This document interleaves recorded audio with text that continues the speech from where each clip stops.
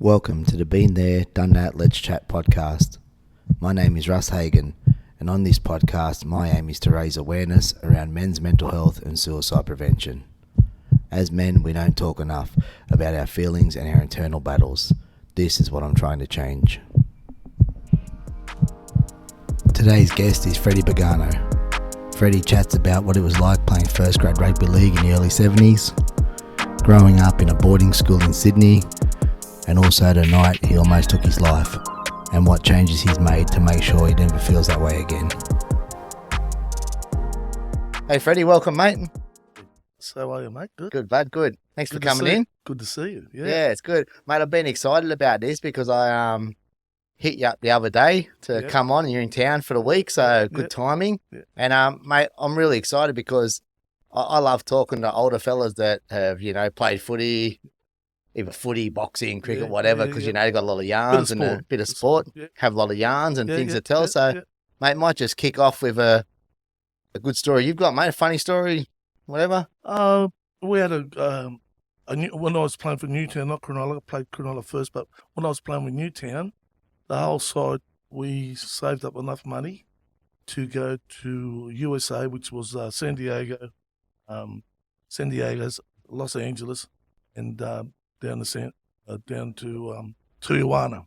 Yep. Now, one of the guys he was a halfback. He was a reserve halfback, but he was a halfback. His name was Gennaro Panzarino, good Aussie name. And what happened? He went through the gates. Because you got to go through the customs. Yep. He changed his bloody birthday with a pencil. They got him. He wasn't allowed to come out. Really? So, yeah, we had to wait an extra 4 days for him. So everything went through the Australian consulate. Yeah. And, that was one of the funny things. What we did as boys, we're all 23s, and,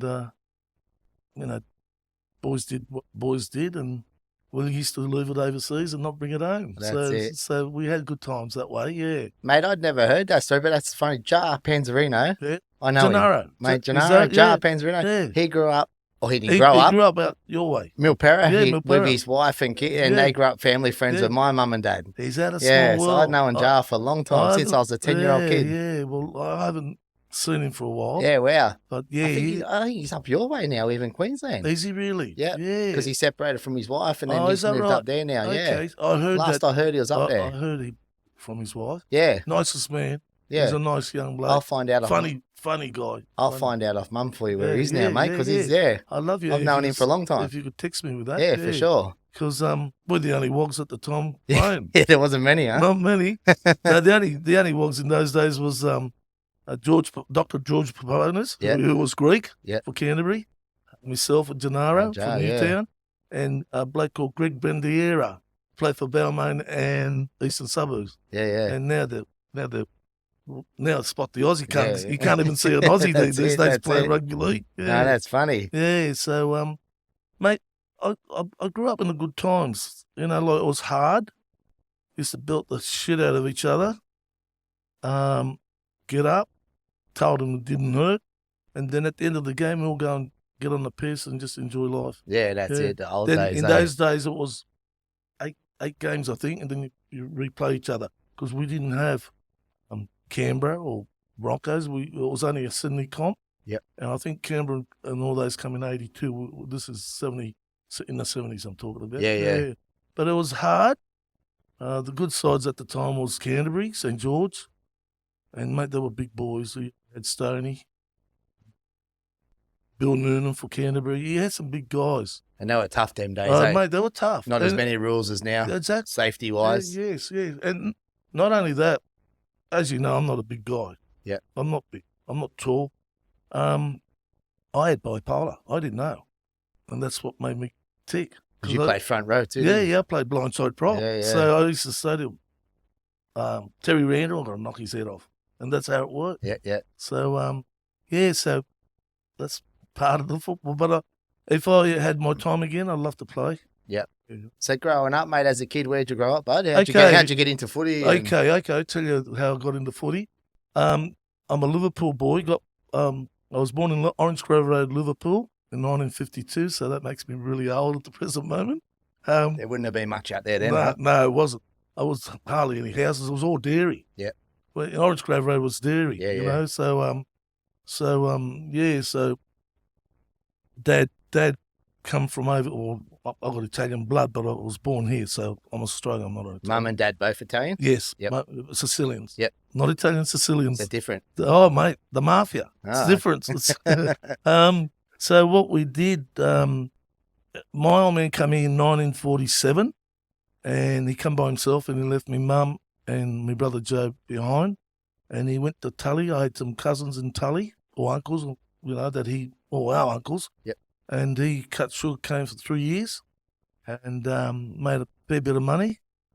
I come back to Liverpool, bought a farm, and bought my mum and my brother down. And of course, I was born when Mum come to Australia. Yeah, yeah. Yeah, so, and Liverpool, for people that listen, is Western Sydney. Yes, Western Sydney. Yeah, yep. yes. So it was good growing up. Dad bought a little farm. That I'll never forget the house. The house was a shed. Yeah. Tin sides, tin roof. The old army blankets right across. That was their side. That was our side. Yeah, yeah. And that's how we did it. And the pot pearly stove was in front of us. Okay. So that's and then and mate, I've got to give it to my old man and my mum too. She was they were all hard working people. Yep. You know, like in those days, you didn't work. You go on the dole. You don't go on the dole. There's no dole. You starve. Yeah. But they were hard working people, and a lot of his generation and Maltese were the same. All hard working people.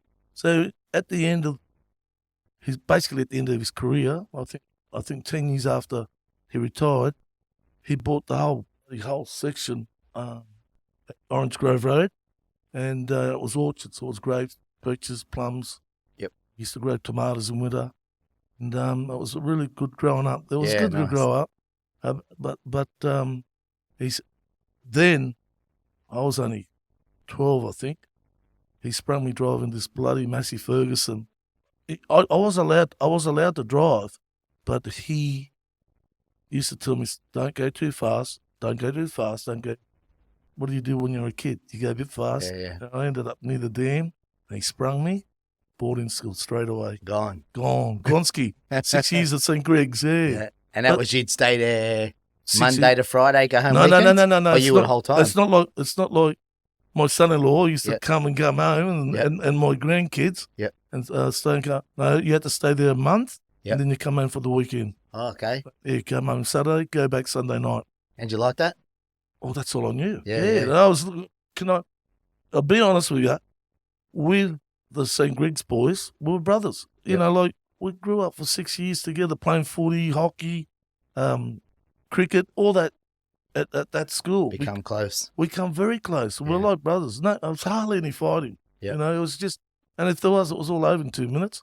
But, and to this day, I still see 3/4 of my class. Yeah, that's great. They're all in their 70s. Which is like 50 years ago almost, isn't it? 53 years ago now, 52 years ago, yeah. That's good. So, you know, that's pretty good. We always see each other once a year, but we had the big one last year, I think. 50, last year, so it was 50 years last year. Wow. Yeah, so unbelievable. And then from St Gregs, obviously, because St Gregs is a pretty strong rugby league school. Yes. They were back then, obviously, too. They are still now. Yeah. And then from there did you go straight into first grade footy? At St Gregs, I did. I was only 14. Oh, really? Yeah, playing, in their top team? Playing bloody centre, inside centre. So at 14, you would have been playing against 18-year-olds. I was playing with Tim Sheens and all those guys. Yeah, wow. Yeah, and old Timmy, yeah. Yep.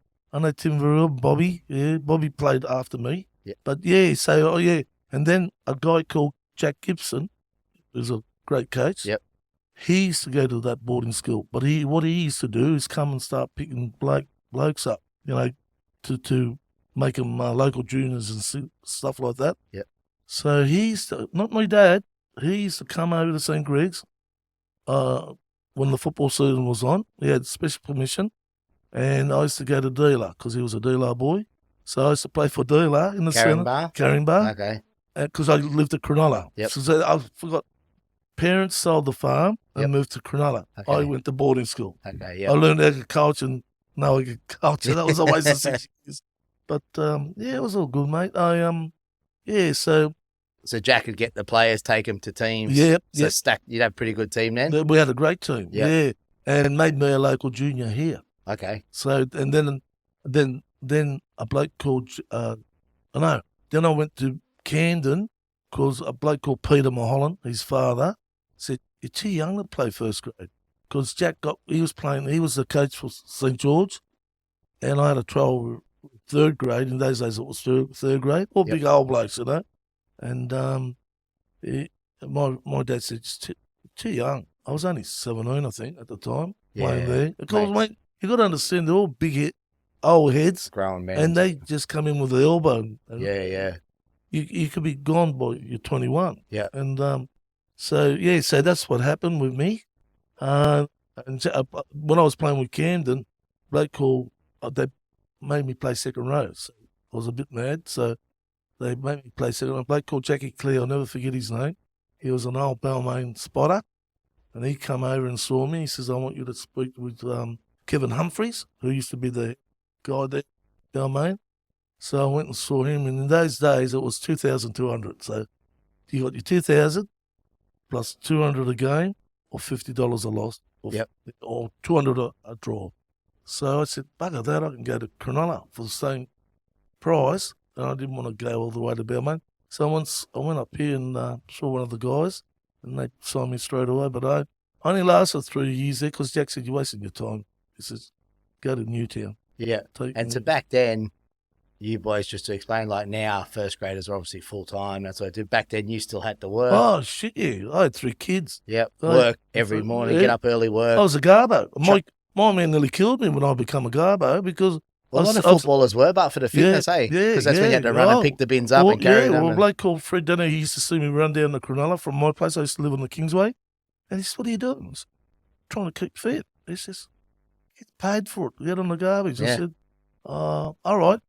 And I was there for 18 years. But my old man, when he first knew I was on the garbage, he says, "What did I send you to boarding school for? To be a garbo?" Yeah. You know, he said, "Why do you make me waste all this money?" And then he come good when I started playing first grade. And because rugby league wasn't a career back then, wasn't it? No, just extra money. Extra money. I just love playing the footy. And you love playing, yeah. That's all it was. But it was good times, really good times. I enjoyed it. And the culture was a lot different than now. Like you boys used to, after training, you'd all go to pubs some nights, have beers. 6 schooners. Yeah. To replace the salt. After every session. At Cronulla, we used to all go to Tarrant Point, the old swamp, when it was the old swamp, an old rotten-looking pub. Yeah. And we used to, I'm not lying, 6 schooners and then drive home because there was no random breath in those days. Yeah. So that's what we used to do. And even South, when I went to South, you train hard and you only train Tuesdays, Thursdays, the occasional Saturday morning, and go to the George Hotel and 6 schooners and drive home to Cronulla. That's it. Yeah, that was a good old day. Money-wise, 2,200, that was it. Just extra money. Mate, just, so with this, it's sort of, we're trying to sort of raise awareness for men's mental health, suicide prevention, as you know what I do. Yeah.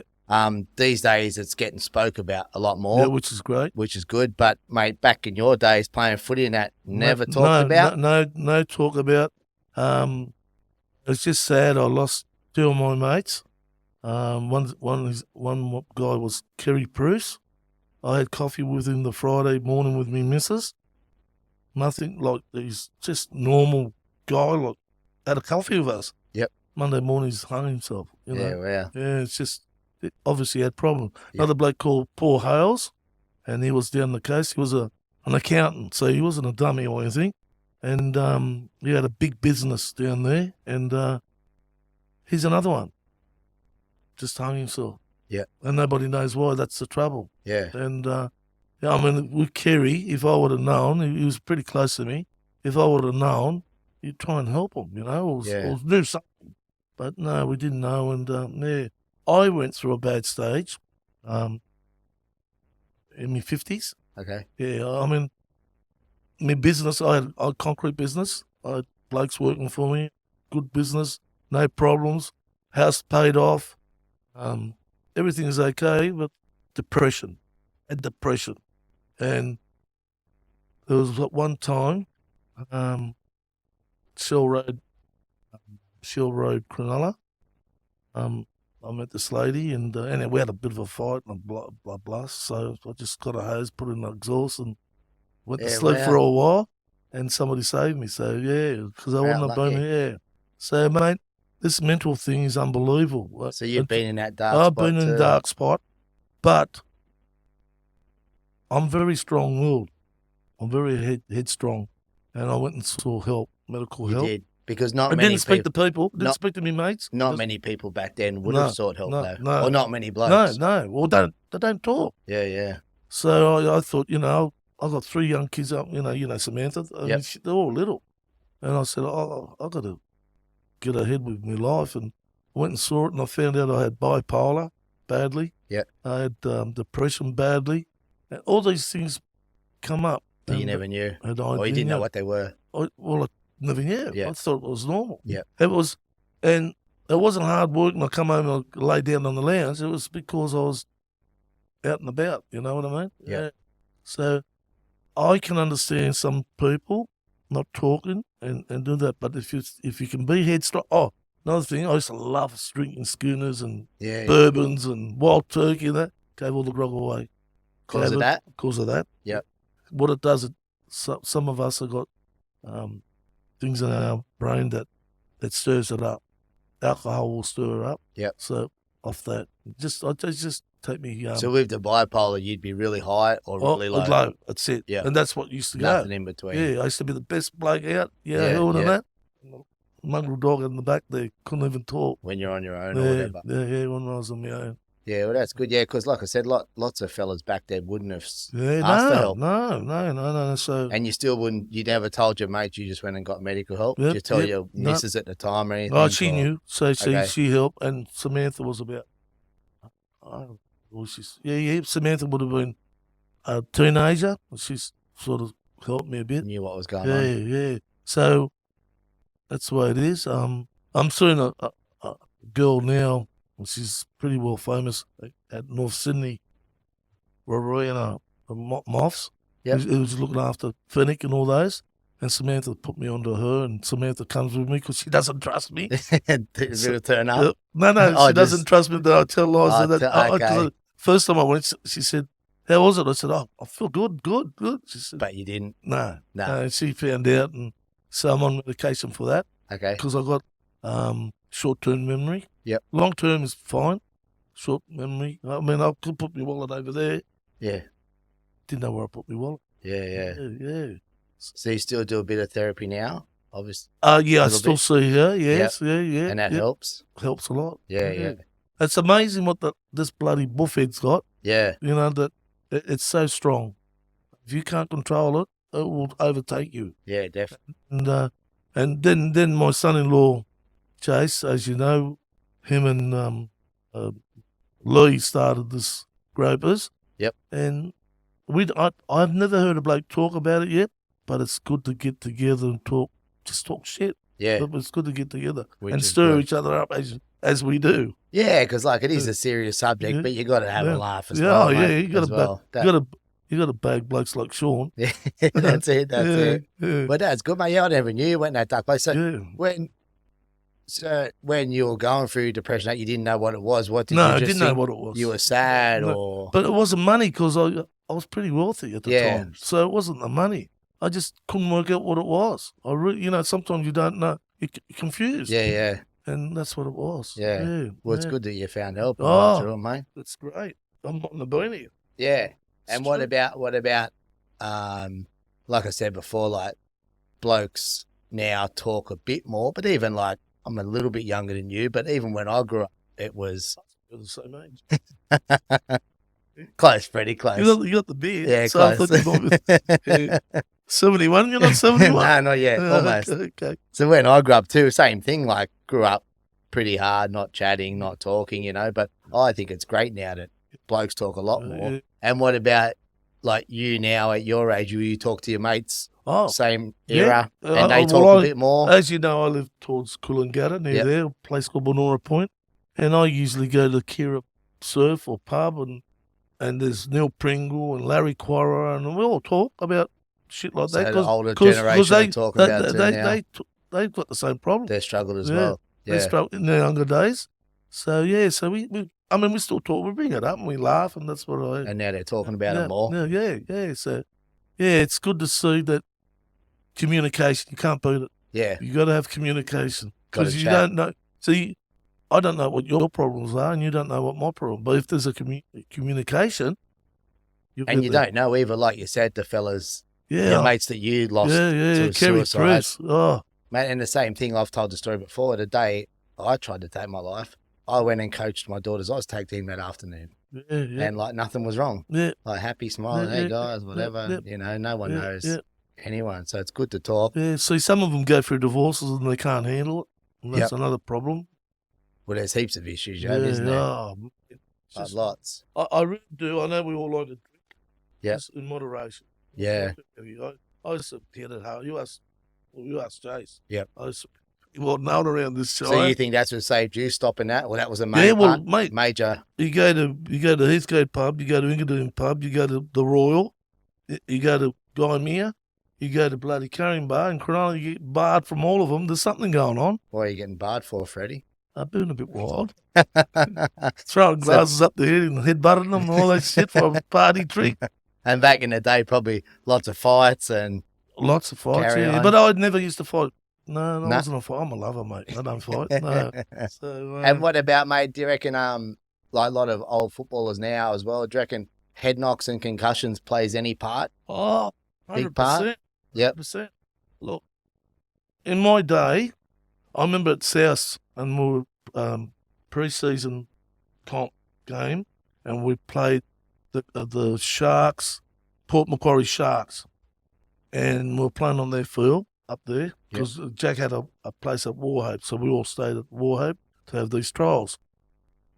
I remember this big guy, second row, big legs. I've gone, my profession was tackling. I love to tackle. Anyhow, I've gone for him, but I've miscalculated. He got me his knee on my head. This is what the boys tell me. And I got completely knocked out. I got carted into the dressing room and didn't wake up for about 10 minutes later. And I think, mate, and they didn't let me play again because they knew I was pretty bad. But you know, in my day, say Newtown, you get a little whack across the head. Epsom salts, you're right to play. I'm fine. Carry on. But it's not, mate. What they're doing now is fantastic. Yeah. If you get knocked out pretty hard, 3 weeks off. Simple as that. Because later on in life. Because later on, when you get to my age or in the 50s onwards, you got problems. Yeah. Yeah. Although, mate, I got a thick skull, so it didn't muck around that much. Yeah. Yeah. So that's all good. Because there are a lot of hard hits. Like I said, not as many rules in them days. No. High tackles, speed tackles. I mean, Malcolm Riley. He was pretty tough, wasn't he? Mate, he was a dirty player. He used to come in with elbows at the last minute, stiff-armed you as you're running, cop you right on the snot box so your nose is spread out. Yeah. And, you try and get him, but... Was he the hardest player you played? Him and Terry Randall. Terry, yeah. Yeah. Terry Randall Donnelly. John Donnelly was pretty hard. Yeah. They're just big guys. I mean, I was only a little 100 kilos, if that. Yeah. Trying to attack these big blokes. Yeah.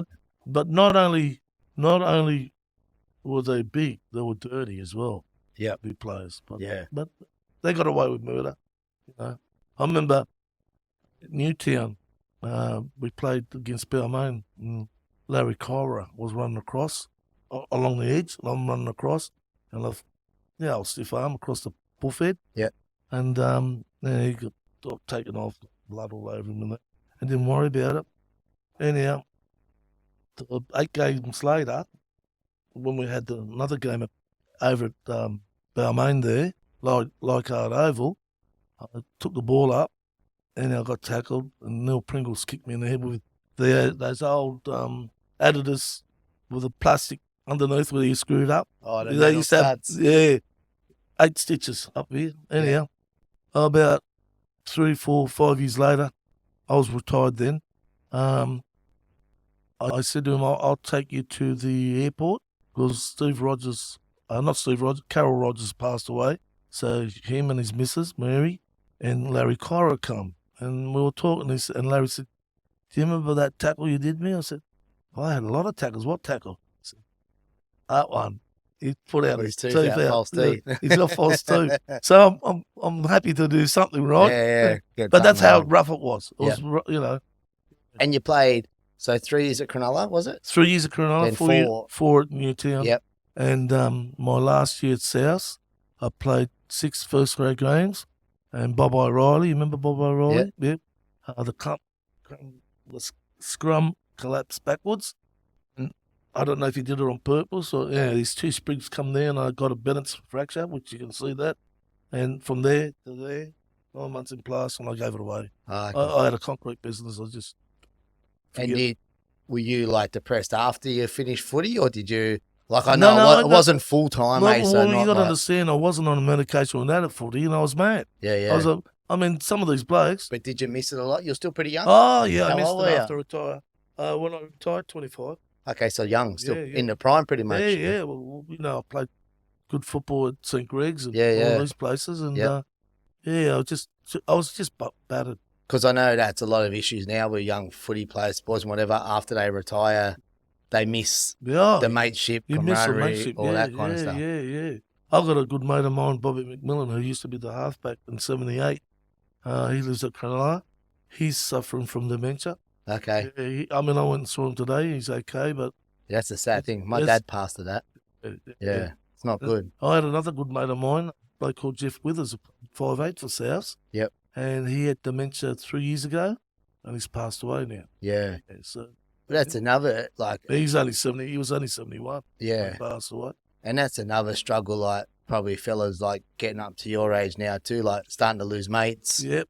Well, for illness, sickness. I do it at my age even, but even more that's sad too. You got to deal with that stuff as well. Well, I'll give you an example. Who I lost is at Cronulla. I played with Cliff, Tommy Bishop, Ronnie Turner, right? So they all, Cliffy's passed away.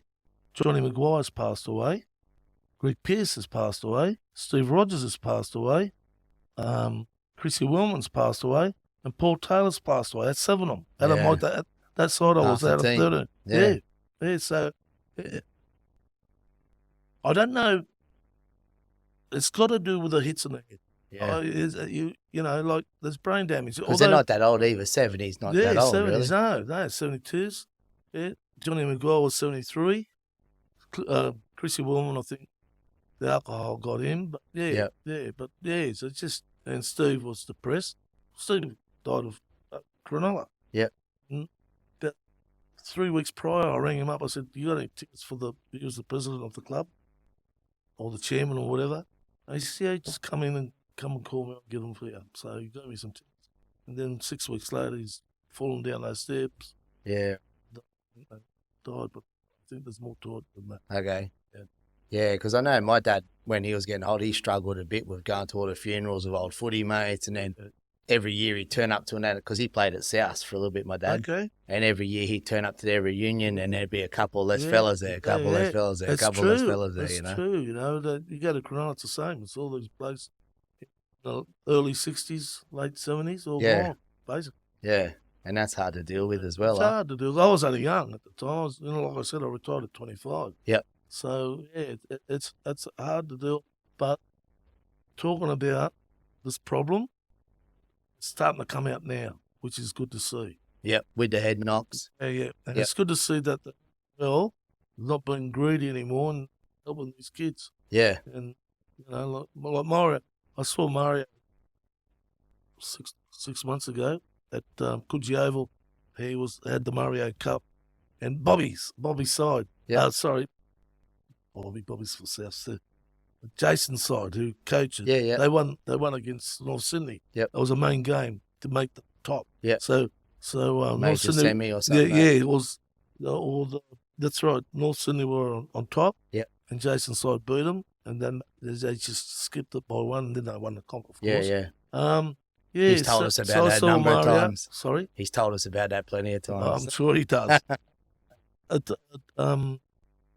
The sad thing about Mario couldn't make a speech and like that. So, yeah. So he's really shot. He was a good player. Yeah.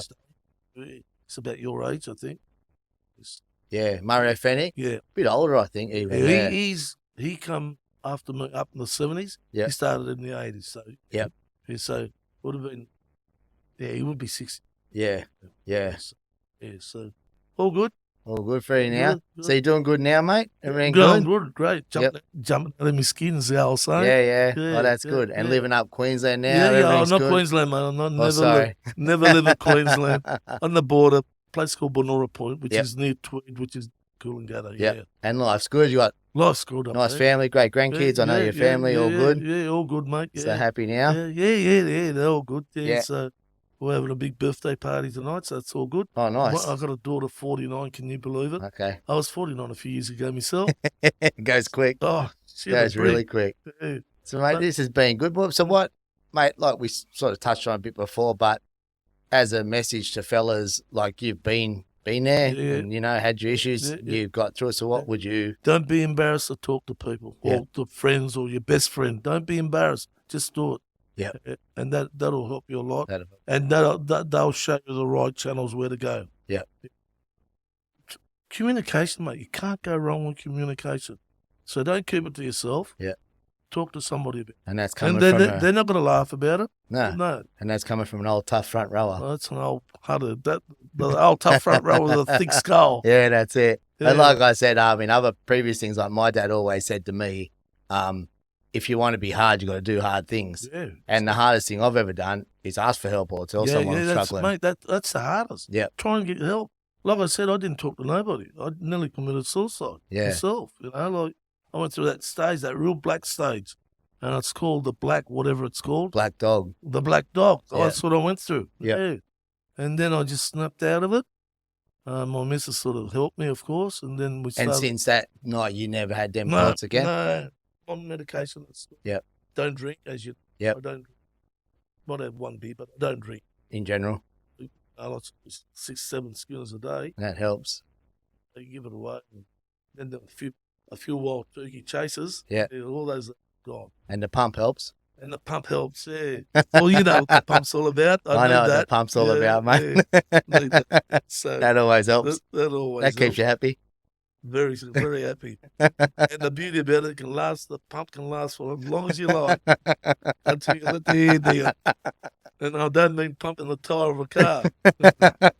That's great. Well, thanks for coming in, Freddie. Okay, before I go, Yeah. I saw your surname. What's your surname? Hagen. Why did you take the O out of it? You're a walk. You're a walk. You took the. Are you embarrassed to be a walk? Hagen. Yeah, put an O at the end. It's Hagano. Hagen. Hagano. Hagano. Hagano. Yeah. Well, I've got a boy called Rocker. Yeah, well, that's pretty close. So you have got that bloody bit Yeah, of blood in you. yeah, maybe. Yeah, so. Well, it's been great, Freddie. So thanks a lot for coming, mate. Thanks, brother. I really appreciate it. Been unreal. Yeah, that's I hope helps those guys out there to Oh, mate, definitely see will. somebody Yeah. and talk to somebody. Well, the whole thing is that your story will relate with someone, and Yeah. That just you'll have to tell your old mates to get their grandkids to work out how to use Spotify to listen to it, but Oh, well, doesn't matter. So, no, good stuff. Thanks, Freddie. Mate. Thanks for the interview. Good to have you, bud. Appreciate it. Cheers, mate. Ta.